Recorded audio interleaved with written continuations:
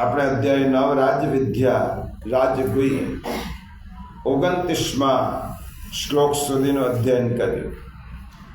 29મા શ્લોકમાં ભગવાને કહ્યું, સમોહમ સર્વભૂતેષુ ન મે દ્વેષ્યોસ્તિ ન પ્રિય યે ભજન્તિ તુમામ ભક્ત્યા મયી તે તેષુ ચાપ્યહમ. હું બધા પ્રાણી માત્રમાં સમાન રીતે રહું છું. મને કોઈ પ્રિય નથી કે અપ્રિય નથી, પરંતુ મને જેવો ભક્તિથી ભજે છે તેઓ મારામાં છે અને હું તેમનામાં છું. ભગવાને પહેલી લીટીમાં પોતાની સમાન ભૂમિકા વ્યક્ત કરી અને પછી કહ્યું કે મારા ભક્તોમાં હું રહું છું અને મારા ભક્તો મારામાં રહે છે. હવે આપણે આ અધ્યાય તો ભક્તિ શતકનો અધ્યાય છે. ભક્તિનો મહિમા સમજાવ્યો ભગવાને 29મા શ્લોકની બીજી લીટી. મારા ભક્તો મારામાં રહે છે અને હું ભક્તોમાં રહું છું. હવે આપણે ભગવાનને પૂછીએ, હે ભગવાન, તમારા દરબારમાં તો સદાચારી માટે, સજ્જન માટે જગ્યા છે, પણ અમે દુરાચારી હોઈએ તો અમને ભક્ત બનવાનું મન થાય છે, પરંતુ આપનું વચન સાંભળ્યા પછી અમારો ભૂતકાળ અમને નડે છે અને એમ થાય છે કે મારાથી થયેલા અપરાધો છે, પાપો છે, અને એ બધાનો વિચાર કરીએ ત્યારે એવું થાય કે ભક્ત બનવું એ તો અમારા માટે બહુ કઠિન વાત છે. કારણ કે ભક્ત તો તે હોય કે નિષ્પાપ હૃદયનો હોય, અને ભૂતકાળ દરેક વ્યક્તિને એમ થાય કે કોઈ નિષ્પાપ નથી ઈશ્વર સિવાય. દરેક જણને જાણતા કોઈથી વધારે અપરાધ થાય, કોઈથી ઓછા થાય, કોઈથી વધારે પાપ થાય, કોઈથી ઓછા થાય. ત્યારે આપણે ભગવાનને પૂછીએ કે અમારાથી પાપ થયેલા છે, પાપ થાય છે, તો પછી અમે ભક્તિ કરી શકીએ કે નહીં? અને પ્રભુ એમ થાય કે તમે ક્યાં અને હું ક્યાં, મારા અનેક પાપો, આપ નિષ્પાપ છો, તો અમારી આપની સામે આપવાની કોઈ યોગ્યતા ખરી કે નહીં? ત્યારે પ્રભુ આપણને તેનો જવાબ હવે પછીના 30મા શ્લોકમાં આપે છે. મૂળ વસ્તુ આપણે સમજી લઈએ. ભક્તિનું મહત્વ છે. પ્રભુ કહે છે, હું ભક્તના હૃદયમાં રહું છું. પણ આપણને એમ થાય કે પાપો આપણાથી ભૂતકાળમાં થયેલા છે, થાય છે, થતા રહે છે, કાયિક, માનસિક, વાચિક. તો આપણને એવો પ્રશ્ન થાય કે પ્રભુ, અમે તો પાપી છીએ, અપરાધી છીએ, તો તમારી ભક્તિ કેવી રીતે કરી શકીએ? ત્યારે ભગવાન કહે છે 30મા શ્લોકમાં, જો 9મો અધ્યાય 30મો શ્લોક, પાન નંબર 150.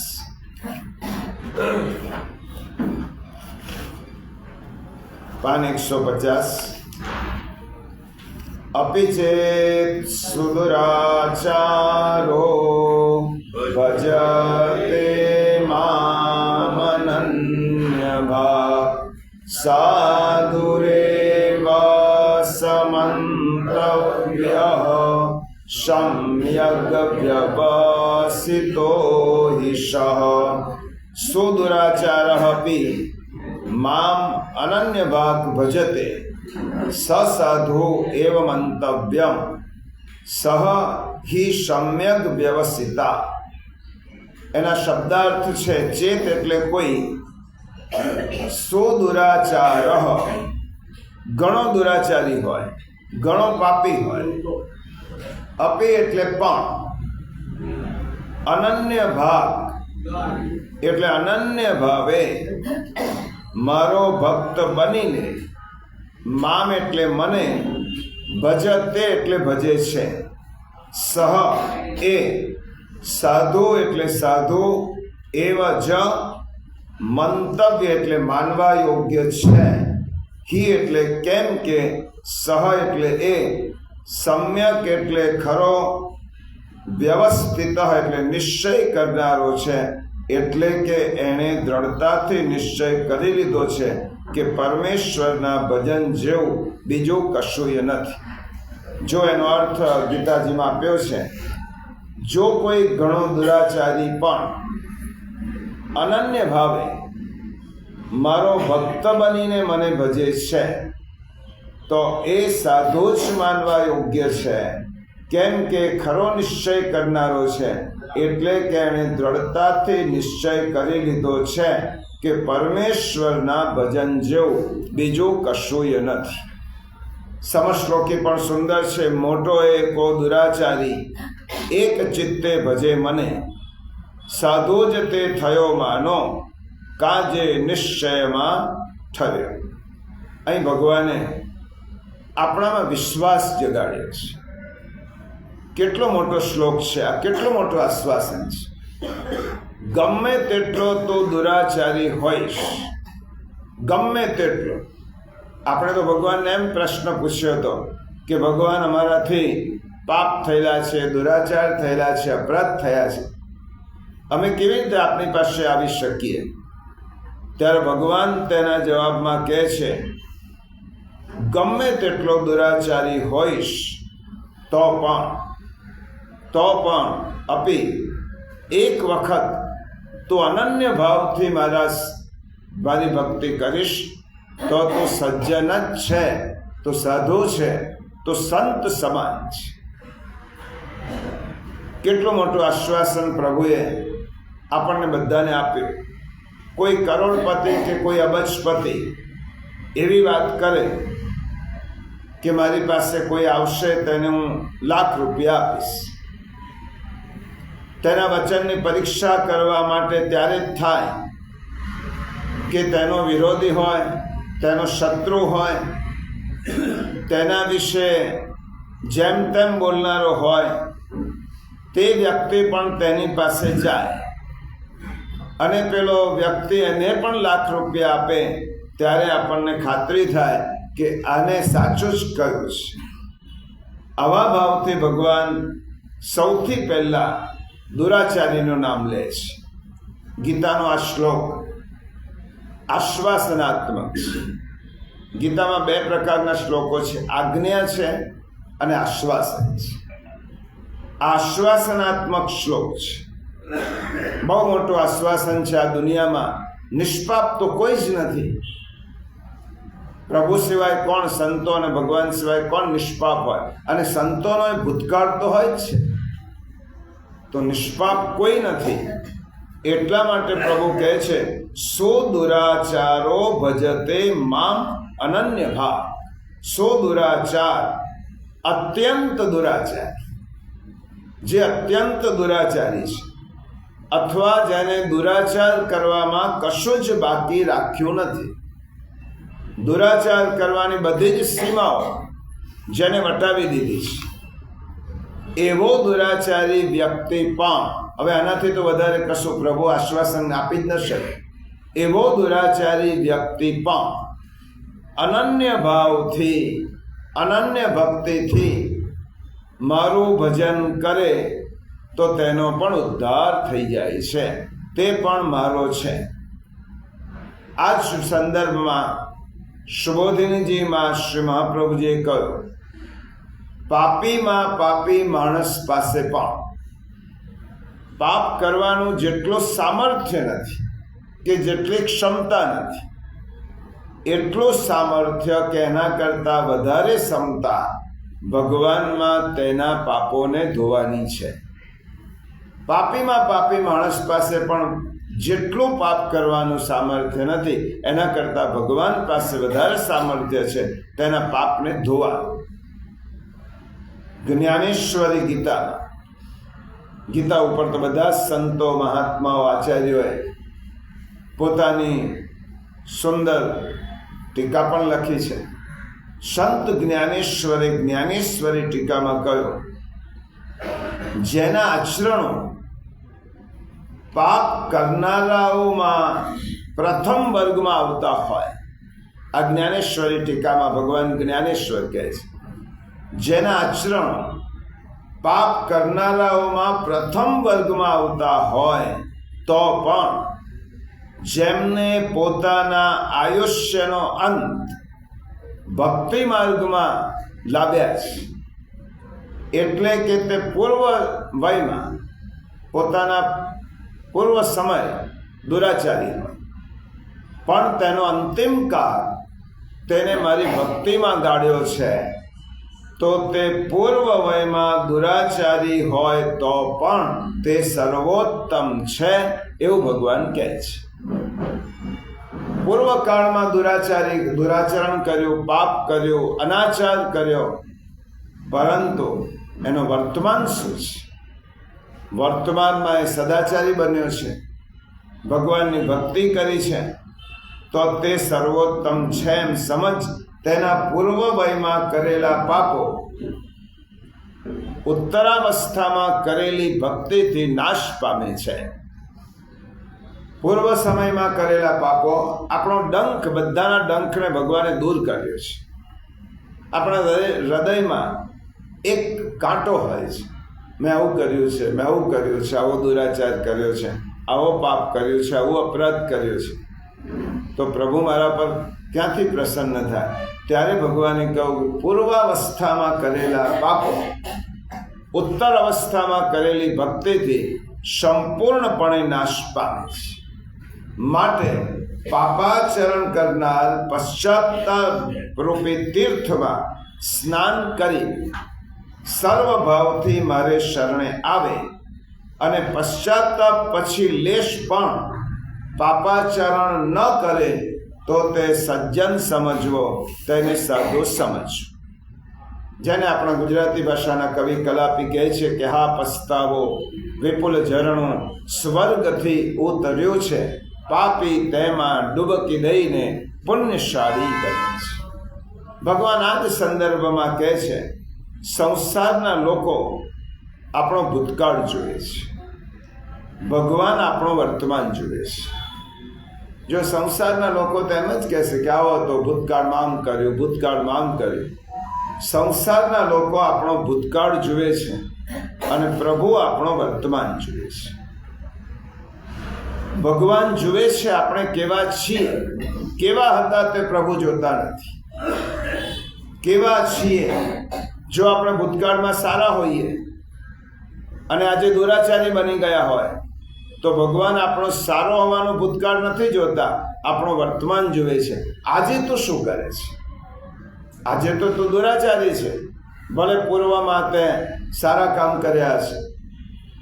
અને એવી રીતે પૂર્વકાળમાં આપણે દુરાચારી હોઈએ, દુસંગી હોઈએ, વર્તમાનમાં આપણને સજ્જનનો સંગ મળ્યો, સંતનો સંગ મળ્યો, આપણી દિશા બદલાઈ ગઈ અને આપણે ગમે તેવા દુરાચારી હોવા છતાં પણ આપણે પ્રભુનું ભજન કરવામાં થયા, તો પ્રભુ આપણો વર્તમાન જુએ છે. સંસારના લોકો ભૂતકાળ જોશે, પ્રભુ વર્તમાન જોશે અને પ્રભુ આપણા ભવિષ્યનો વિચાર કરશે. ભગવાનમાં અને સંસારમાં આટલો ફેર છે. એટલે ભગવાન આપણા વર્તમાનને જોઈને આપણા ઉન્નત ભવિષ્ય તરફ લઈ જાય છે. આપણો વર્તમાન સારો હોય તો ભગવાન આપણને ખેંચીને લઈ જાય ઉન્નત ભવિષ્ય તરફ. એટલા માટે ભાવગીતમાં કહ્યું છે, આપશે ના હાથ કોઈ પગને સૌ ખેંચશે, તુજને સુપંથેથી દૂર સૌ ખેંચશે, ફક્ત કહેશે પ્રભુ તુજને મારો, અપિચે સુદુરાચાર.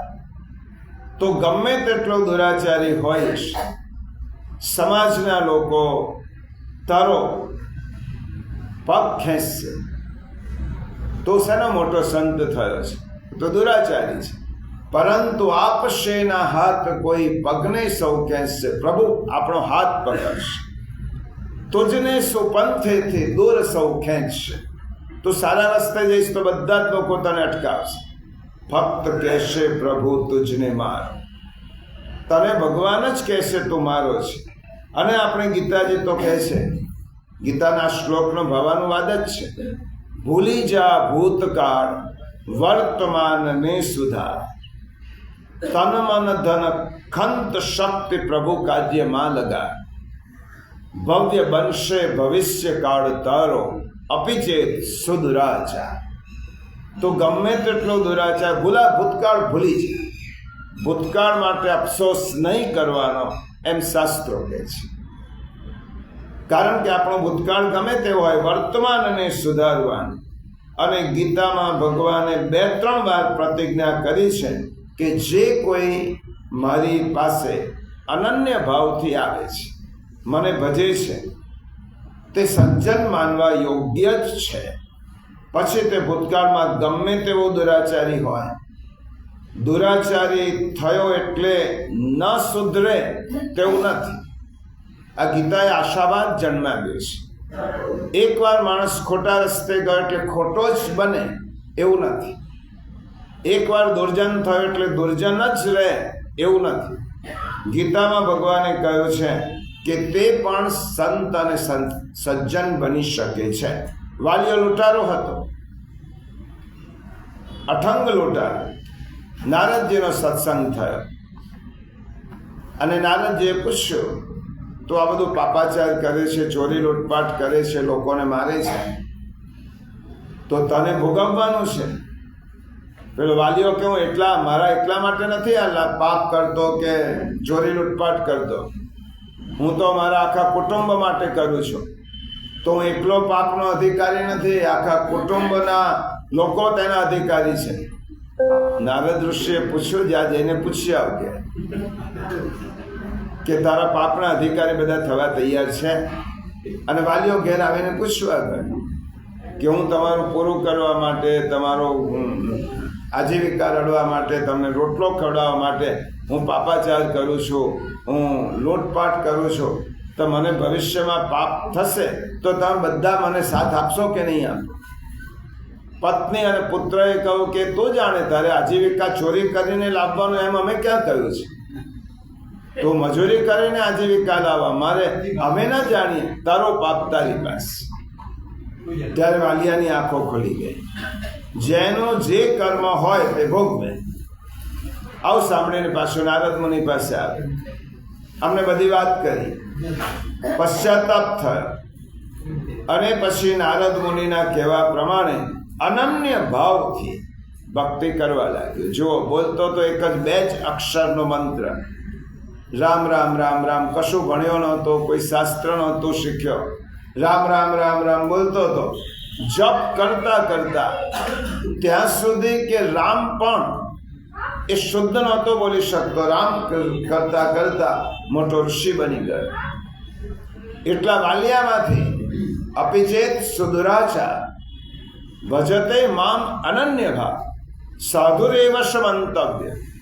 લૂંટારામાંથી ઋષિ થયો અને આ વિશ્વનું પહેલું આદિ કાવ્ય રામાયણ તેના દ્વારા રચાયું. પહેલું આદિ કાવ્ય, આદિ કવિ કહેવાય વાલ્મીકી, વાલિયામાંથી. અને તેની સ્તુતિ કોણે કરી? વિશ્વામિત્ર જેવા બ્રહ્મર્ષિ. વિશ્વામિત્ર જેવા એ રામરક્ષા સ્તોત્રમાં વાલ્મીકીની સ્તુતિ કરી. જો એક વખતનો દુરાચારી, પાપી, અઠંગ ચોર, અને વાલ્મીકી ઋષિ શું કહે છે? કુજંતમ રામ રામેતિ મધુરમ મધુરાક્ષરમ આરુહ્ય કવિતા શાખામ વંદે વાલ્મીકી કોકિલમ. હું વાલ્મીકી રૂપે કોયલને વંદન કરું છું કે જે કવિતા રૂપી શાખા ઉપર બેસીને રામ રામ રામ રામનું મધુર રટણ કરે છે.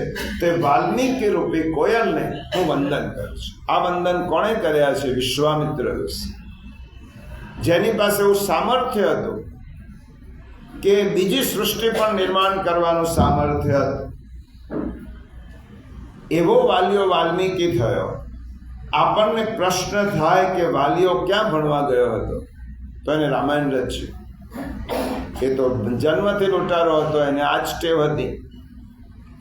રામાયણ જેવા અપ્રતિમ કાવ્યની રચના કરી, પ્રભુ રામચરિત્ર તેને લખ્યું. અને આજે વાલ્મીકી રામાયણનો કોઈ જોટો નથી, એટલો સુંદર ગ્રંથ તેને લખ્યો. હવે આપણને પ્રશ્ન થાય કે વાલિયો પાછો સુધરીને ભણવા ગયો હશે? લૂંટારામાંથી સુધરી ગયો પછી ભણવા ગયો છે? એવું છે જ નહીં. એનો જવાબ સંત જ્ઞાનેશ્વરે કહ્યો છે. જ્ઞાનેશ્વરી ગીતા. આ બધા એવા સંતો છે કે જેમને સમાધિ ભાષામાં ગીતાના અર્થો શોધેલા છે. એમને કઈ પુસ્તકો સમાધિ ભાષામાં તેમણે ગીતાના અર્થઘટન કર્યા.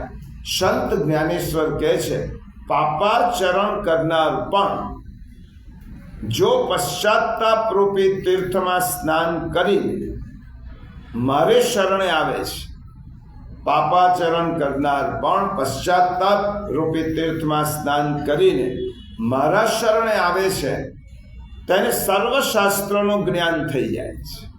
જો ભગવાને કહ્યું છે સર્વશાસ્ત્રોનું જ્ઞાન થઈ જાય. જ્ઞાનેશ્વર ભગવાન તો ત્યાં સુધી કહે છે તેને અષ્ટાંગ યોગની સાધનાની સિદ્ધિઓ મળે, પ્રભુમાં અખંડ પ્રેમ થાય અને સર્વ કર્મોના સપાટામાંથી પાર ઉતરીને તે મત સ્વરૂપ બની જાય છે, મારું સ્વરૂપ બની જાય છે. જે ભગવાને ગીતામાં હવે ભગવાન કહેવાના છે 10મા અધ્યાયના 10મા શ્લોક. જો પાન નંબર 155, 10મા અધ્યાયનો 10મો શ્લોક, 155 પાન.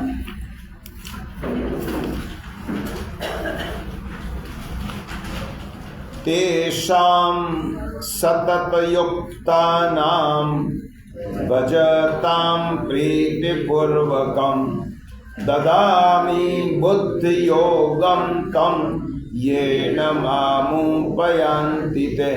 આપણો પ્રશ્ન શું હતો? વાલિયા લૂંટારાને લૂંટારો થયા પછી વાલ્મીકી થયો, સંત થયો. તેની પાસે એટલી બધી વિદ્યા આવી ગઈ કે તેને રામાયણ રચ્યો.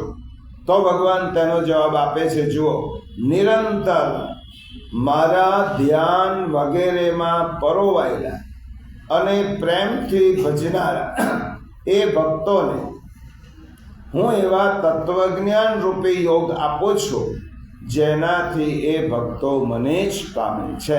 દદામી બુદ્ધિ યોગમ તમ. એને કંઈ ભણવા જવું પડતું નથી, એને યોગ બુદ્ધિ યોગનું દાન તો હું કરું છું. રામકૃષ્ણ પરમહંસ છે, ભક્ત કવિ નરસિંહ છે, તુકારામ છે, ક્યાં ભણવા ગયા હતા? ત્યાં પણ તો પણ રામકૃષ્ણ પરમહંસને તો અક્ષર જ્ઞાન નહોતું, પણ એક વાક્ય બોલે તો વેદ માન્ય હોય, વેદની વાણી બોલે. તુકારામના અભંગ વાંચો તો એમ લાગે કે તમે ઉપનિષદનો અનુવાદ વાંચો છો. નરસિંહ મહેતાના કાવ્ય વાંચો અખિલ બ્રહ્માંડમાં એક હતું શ્રી હરિ, ત્યારે લાગે કે આ બધા શાસ્ત્રોનો સાર છે. તો આ લોકો સંતો ભણવા ગયા નથી, પણ ભગવાને આ ખાતરી આપી છે, દદામી બુદ્ધિ યોગમ તમ. એમને બુદ્ધિ યોગનું દાન તો હું કરું છું, એમને ભણવા જવું પડતું નથી. અને ભાગવતમાં આવે છે 7 વર્ષનો બાળક ધ્રુવ ભગવાનની તપશ્ચર્યા કરવા જાય છે. 6 મહિનાની કઠોર તપ કરીને પ્રભુ પ્રસન્ન થાય છે. હવે ધ્રુવ તો બાળક છે, હજી કોઈ સ્કૂલમાં ભણવા તપોવનમાં ભણવા ગયા નથી, અને ભગવાન સામે પ્રસન્ન થઈને દર્શન આપે છે. હવે ધ્રુવજી ભગવાનને કહેવા લાગ્યા, પ્રભુ મને તમારી સ્તુતિ કેવી રીતે કરવી આવડતું નથી. હું તો નમસ્કાર કર્યા સિવાય મને કંઈ જ ખબર નથી કે તમારા ગુણગાન કેવી રીતે ગાવા, સ્તુતિ કેવી રીતે ગાવી. શું બોલો ભગવાન તમારી સામે? ત્યારે ભગવાને કહું, ચિંતા ન કર, હવે તારે ભણવાની, તું ભલે ભણ્યો નથી. પોતાનો જ્ઞાનાત્મક શંખ પ્રભુએ ધ્રુવજીના કપાળ પર લગાવ્યો, અને જ્યાં સ્પર્શ થયો ત્યાં ધ્રુવજીએ 12 શ્લોકમાં ભગવાનની અદ્ભુત સ્તુતિ કરી છે. દ્વાદશાંગ પુરુષનું વર્ણન કર્યું છે ધ્રુવજી, કારણ કે પ્રભુએ તેનામાં જ્ઞાન આપ્યો. દદામી બુદ્ધિ યોગમ તન. અને એનો આપણે એક શ્લોક મંગલાચરણમાં બોલીએ છીએ, યોંત પ્રવિશ્ય મમ વાચમિમાં પ્રસુપ્તાં સંજીવયત્યખિલ શક્તિધરસ્વધામ્ના અન્યાંશ્ચ હસ્તચરણશ્રવણત્વગાદિન પ્રાણાન નમો ભગવતે પુરુષાય તુભ્યમ. આ ધ્રુવજીએ ગાયેલો સ્ત્રોત છે, ધ્રુવ સ્તુતિનો છે. અને ધ્રુવજી ભગવાનને આવું કહે છે, પ્રભુએ તેને બુદ્ધિનું દાન. અંગ્રેજીમાં કહેવત છે, every saint had a past and every sinner has a future. દરેક સંતને પોતાનો ભૂતકાળ છે અને દરેક પાપીને પોતાનું ભવિષ્ય છે. એ તો કોઈ બદલી શકતો નથી. દરેક સંતને પોતાનું ભૂતકાળ છે. એ પછી તમે કોઈ પણ વાલીઓ લો કે ગમે તે લો, એવરી સિનર, કોઈ પણ પાપી હોય તો તેનું ભવિષ્ય છે જ. એ પાપમાં જ એનું ભવિષ્ય નથી થવાનું. પ્રત્યેક સંતને પોતાનો ભૂતકાળ હોય છે અને પ્રત્યેક પાપીને પોતાનો ભવિષ્યકાળ હોય છે. અને આ શ્લોકમાં કૃષ્ણ ભગવાન છેક નીચે પડેલા માણસ પ્રત્યેની કરુણા દર્શાવે છે, શ્રદ્ધા રાખે છે. નીચે પડેલો પતિત છે, સમાજથી ઉપેક્ષિત છે. સમાજે તેને પાપી, દુરાચારી, અનાચારી, વ્યભિચારી કહીને તેને કોઈ સામો પણ જોવા તૈયાર નથી. તેને ભગવાન કહે છે, એવી વ્યક્તિ પ્રત્યે ભગવાને કરુણા દાખવી છે. એવી વ્યક્તિ પ્રત્યે પ્રભુએ શ્રદ્ધા વ્યક્ત કરી છે. આ એ પુણ્યશાળી બની શકે છે. ભૂલ્યા ત્યાંથી ફરી ગણવાનો નિશ્ચય કર્યો કે સાધના શરૂ થઈ. ભૂલી જાઓ, ફરી ગણવાનો નિર્ણય કર્યો કે સાધના શરૂ થઈ. ભગવાન કૃષ્ણની ભૂમિકા શ્લોકમાં કેવી છે? વાંકા વળીને, કાદવમાં ખૂંપેલાને ઉચકી લેવાની અને કળણમાં સપડાયેલાને બચાવી લેવાની ભગવાનની ભૂમિકા છે. પોતે વાંકા વળે છે અને ખૂંપેલાને ઉચકવા માટે પ્રભુ તૈયાર થયા છે. પ્રભુની એ તૈયારી છે કે કોઈ પણ દુરાચારી ઉન્નત થઈ શકે છે, તેની પ્રતીતિ આ શ્લોકમાં ભગવાને કરાવી છે. જે પાપીનું મોઢું એકવાર સાચી દિશામાં ફરી ગયું એને સાધુ જ સમજ. પાપીનું મોઢું સદ વિચાર તરફ ફર્યો તો એ સાધુ જ, સાચી દિશામાં તેનું મોઢું ફર્યો એ સાધુ સમજ. અને આવી વ્યક્તિ, ભગવાને બીજી લીટીમાં બહુ કહ્યું છે. શા માટે? આવી વ્યક્તિ જો સાધનામાં આગળ વધે, ભક્તિભાવમાં આગળ વધે તો ખૂબ ઝડપથી આગળ વધે છે. આવો વ્યક્તિ જે દુરાચારી હોય અને દિશા મળી ગઈ તો એ ખૂબ ઝડપથી આગળ વધે. કારણ કે ઓછા પાપીને તો નાના નાના કાંટા વાગેલા હોય છે અને નાના કાંટા પગમાં બહુ ઊંડે સુધી જતા રહે. પણ જેને મોટો કાંટો વાગ્યો છે ને, 1 સેકન્ડમાં નીકળી જાય. આ મોટા કાંટાવાળા છે પાપીઓ, દુરાચારી. મોટો કાંટો ઘૂસી ગયો છે, 1 સેકન્ડમાં નીકળી જાય અને ઝડપથી આગળ વધી જાય. કારણ કે સાધનામાં સંકલ્પ બળ જોઈએ, ભક્તિમાં સંકલ્પ બળ જોઈએ.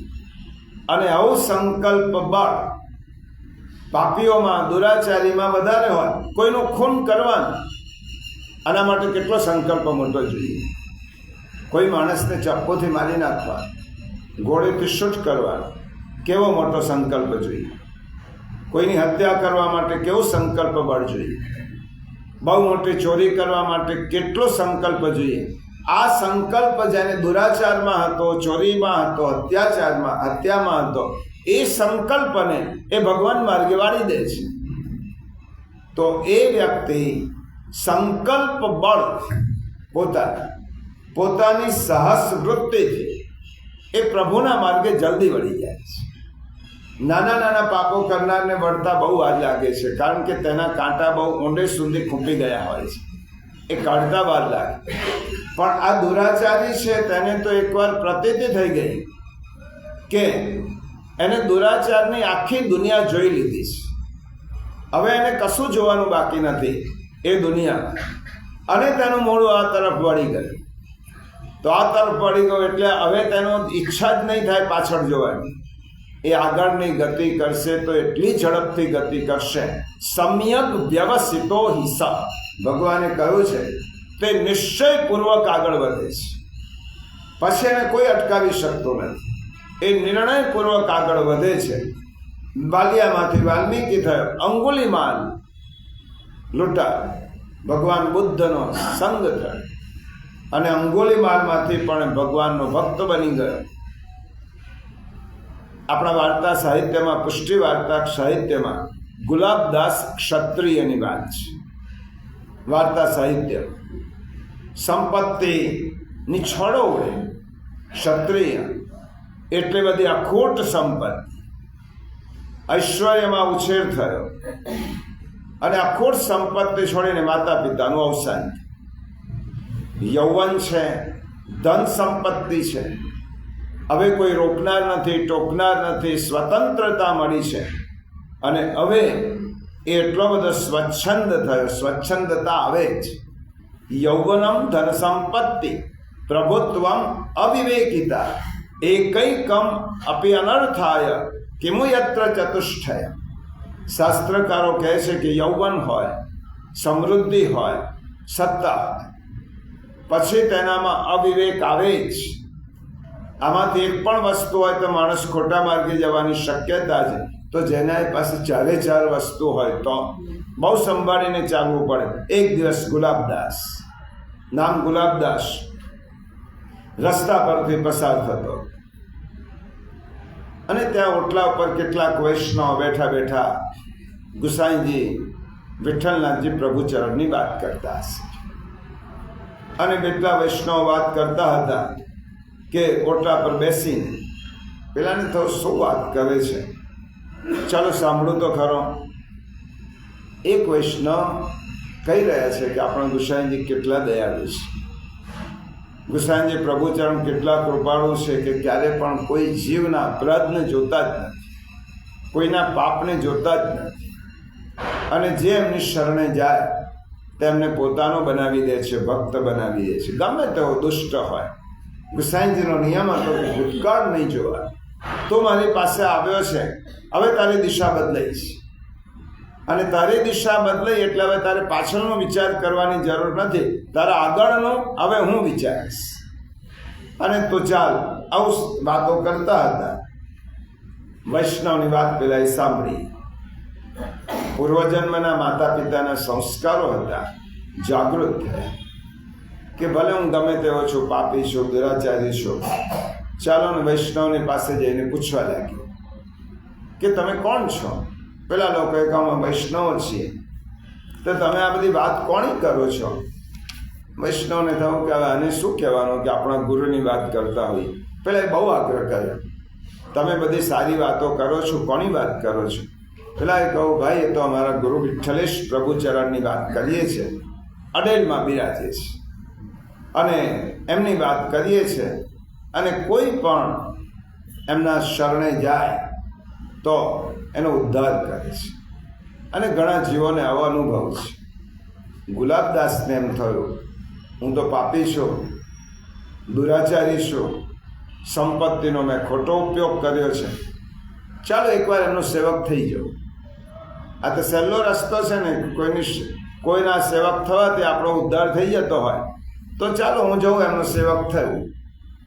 ગમે તેવા અધર્મીનો અને પાપીનો પણ જો ગુસાઈજી ઉદ્ધાર કરી દેતા હોય તો એકવાર એમના શરણે થઈ આવો, પછી મારો ઉદ્ધાર થઈ જશે. કંઈ કરવાનું તો છે જ નહીં, પાસે જવાનું છે એમની અને કહેવાનું છે હું આપની શરણમાં આવ્યો છું, મારે નથી સાધના કરવાની, નથી તપ કરવાનું, નથી જપ કરવાના, આ તો સસ્તામાં સોદો પતી જશે. આટલો બધો પાપાચાર, દુરાચાર કર્યો છે ને એમની શરણમાં જઈશ તો મારો તો સન્માન, મારું ભાગ્ય ખુલી જશે. વૈષ્ણવને કહું મને અડે લઈ જાઓ. વૈષ્ણવને તેમ કે કોઈ પણ વ્યક્તિ જ્યારે વૈષ્ણવ થવા માંગે તો કોઈ એને રોકે નહીં.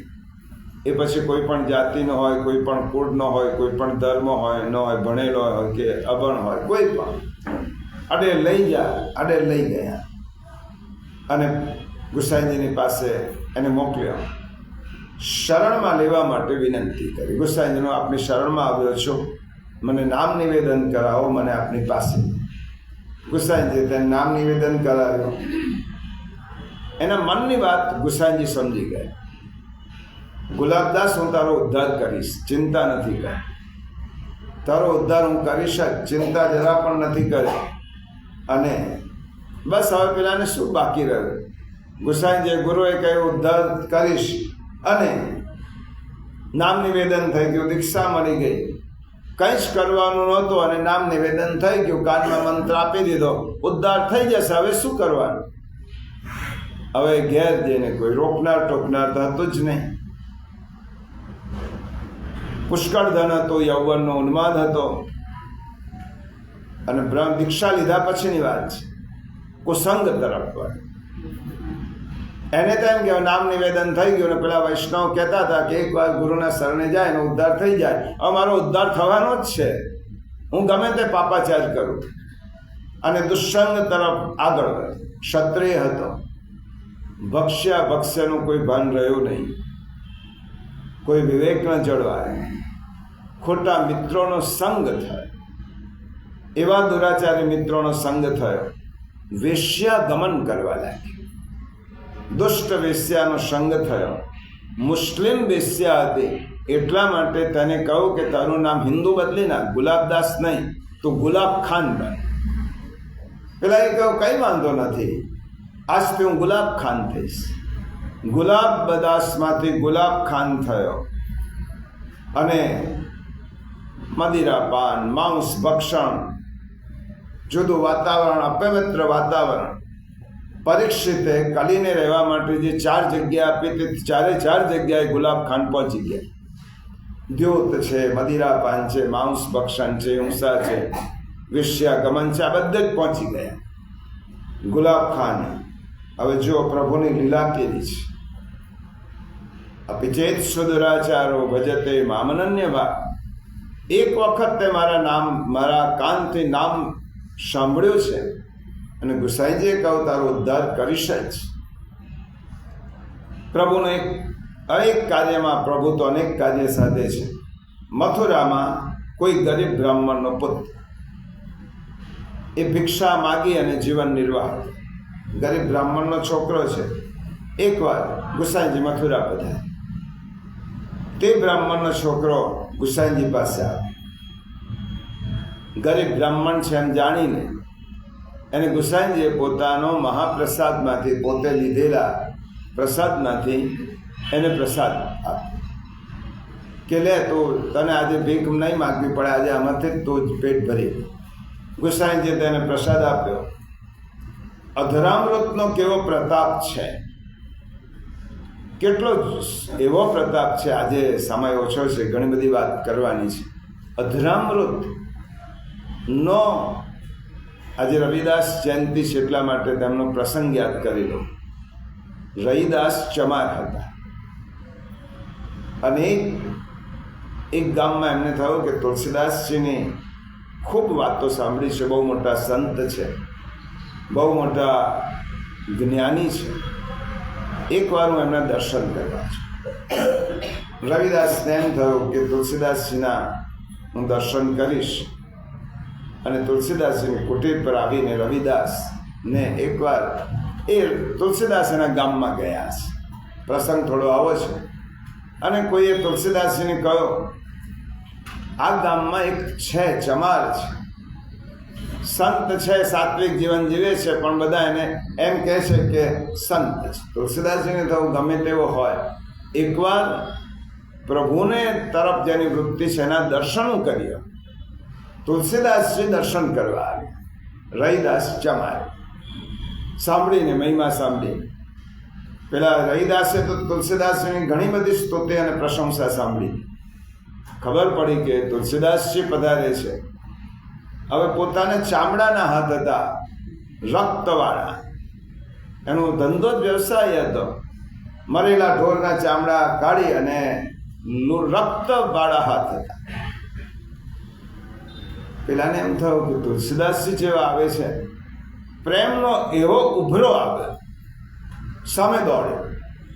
રવિદાસ ચમાર, તુલસીદાસજી આવે છે મારી આંગણા, મારા જેવા ને ત્યાં પ્રેમનો એવો ઉભરો આવ્યો, દોડ્યો અને દોડીને જાણે મારા પ્રભુ જ પધાર્યા છે એમ માનીને રવિદાસ ભેટવા જાય છે. પણ તુલસીદાસે જોઈ લીધો કે એના હાથ રક્તવર્ણના છે, પશુનું લોહી છે. તુલસીદાસ થોડા ખસી ગયા. પેલાના મનમાં એમ કે હું ભેટીશ, આલિંગન આપીશ. ભેટ ખસી ગયા ખરા તુલસીદાસ, પણ એમને જે ઓઢેલો ઉપરણો હતો ને એના પર રક્તના ડાઘા. તુલસીદાસે જોયું કે આ ઉપરણા પર રક્તના ડાઘા છે અને મારે સત્સંગમાં જવું છે, કોઈ જોશે તો શું કહેશે. એટલે તુલસીદાસજીએ એમના એક સેવકને એમ કહ્યું કે આ ઉપરણો તું નદીમાં ધોઈ આપ, એને ધોઈને સાફ કર ડાઘા અને પછી મને આપજે. પેલો તુલસીદાસજીનો સેવક નદીમાં એ ધોવા ગયો. એટલું મહેનત કરે છે, ડાઘા જતા નથી. પેલાને થયું ગુરુએ પહેલી વાર સેવા સોંપી છે, આ ડાઘ જવા જ જોઈએ, નહીં જાય તો શું થશે. એટલે પેલા એ શું કર્યું, ખેસને પોતાના મોઢામાં દાંતથી પેલા ડાઘા દૂર કરવા લાગ્યો. દાંતથી ડાઘા દૂર થાય અને પેલા ધોઈ નાખ્યો ખેસ, અને પછી ગયો રાતના સત્સંગમાં એ પહોંચી ગયો. તુલસીદાસજી સત્સંગમાં બેસી, હનુમાનજીનો પ્રસંગ ચાલતો હતો અને તુલસીદાસજી એ પ્રસંગની ચર્ચા કરવાના હતા કે જાતિગત સ્વભાવ કોઈ દિવસ જતો નથી. હનુમાનજીએ પેલો મોતી તોડી નાખ્યો હતો ને સીતાજી, એ પ્રસંગની ચર્ચા કરી અને રવિદાસની વાત કરવાના. મનમાં હતું કે આજે આ સત્સંગમાં કેવું છે. અને પેલા સેવકે, અબોધ સેવક હતો, સેવકે તુલસીદાસજીના કાનમાં કહ્યું, જઈ ગુરુદેવ, આજે જે તમે કહેવાના છો એ ના કહેશો, એમાં ભક્તિનું અવમૂલ્યન થશે અને જાતિની મહત્તા વધી જશે. તમારા મનમાં છે, આજે ના કહેશો. શું એના મનમાં છે પેલાને ખબર પડી ગઈ. પેલા અબોધ સેવક તુલસીદાસજીએ વિષય બદલી દીધો. પછી બોલાયો, હું જે વાત કરવાનો હતો એ તને કેવી રીતે ખબર પડી.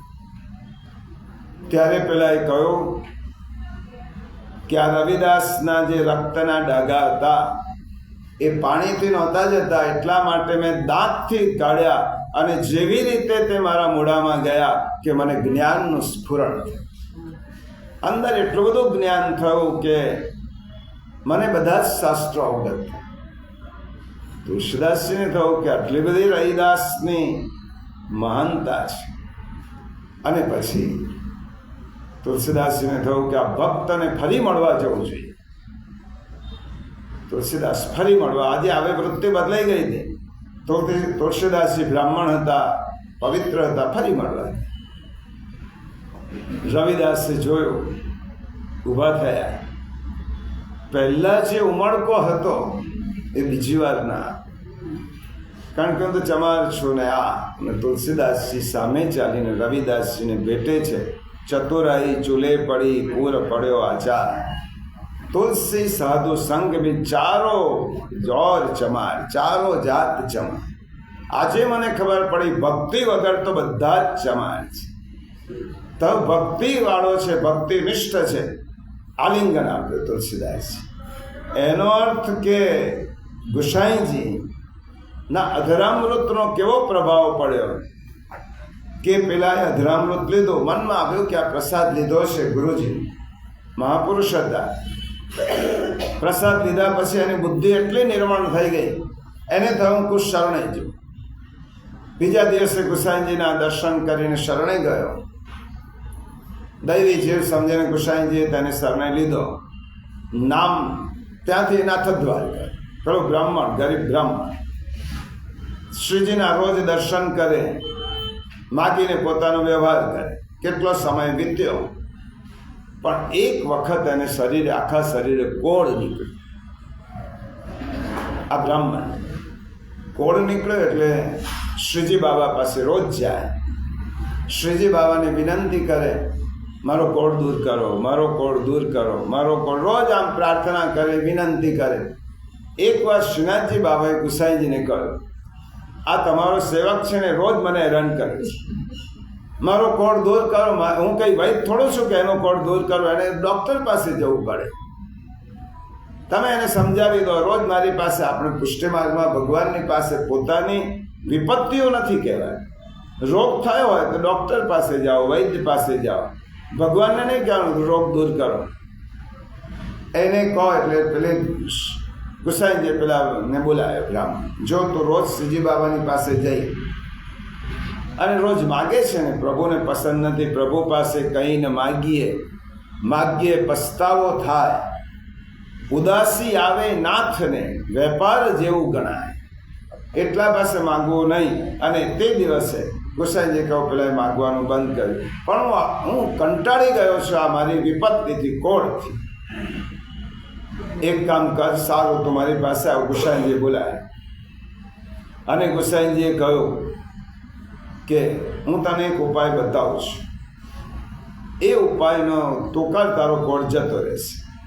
અને ગુસાઈજીએ કહ્યું કે જા, એક અમારો વૈષ્ણવ છે, એનું નામ ગુલાબદાસ છે, વેશ્યાને ત્યાં જ રહે છે, અને એને જોયા પછી તારા મનમાં કુભાવ ન લાવતો કે આ વેશ્યાને ત્યાં રહે છે, મદિરા પાન કરે છે, માંસ ભક્ષણ કરે છે, અપવિત્ર વાતાવરણમાં રહે છે, એની પાસે જજે, એના દર્શન કરીશ. તું દર્શન કરીશ તો તારો કોળ મટી જશે. ગુસાઈજીએ કહ્યું કે આમની પાસે જાને, પેલાને તો કોળ મટાવવો હતો, એને ગમે તેમ જે કરી અને વેશ્યાનું ઘર શોધી કાઢ્યું. અને વિચાર થયો કે આ મારે પવિત્ર બ્રાહ્મણ અહીં જતા સંકોચ થયો. લોકો દેવા લાગ્યા કે આ બ્રાહ્મણ વેશ્યાને ત્યાં જાય છે. જઈને પૂછ્યો, 4 દાઢીવાળા માણસો હુક્કો પીતા જાય અને મસ્તી મજાક કરતા જાય. પેલાને જઈને પૂછ્યું, ગુલાબદાસ કોણ છે? 4 જણે ગુલાબદાસને મળવા આવ્યો છું. અહીં ગુલાબદાસ કોઈ નથી, ગુલાબ ખાન છે. તો કોણ છે? આ ગુલાબ ખાન છે. પેલા બ્રાહ્મણે હાથ જોડીને વંદન કર્યા. પેલા એ કહું, મને કેમ વંદન કરે છે? તો મને ગુસાઈજીએ કહ્યું છે કે આ જઈને આ વૈષ્ણવને તો વંદન કરજે તો તારો કોળ મટી જશે. ગુલાબદાસે જ્યારે આ વાત સાંભળ્યું, વર્ષો પહેલાં યાદ આવ્યો. હું ગુસાઈજી પાસે ગયો હતો, નામ મંત્ર લીધો હતો.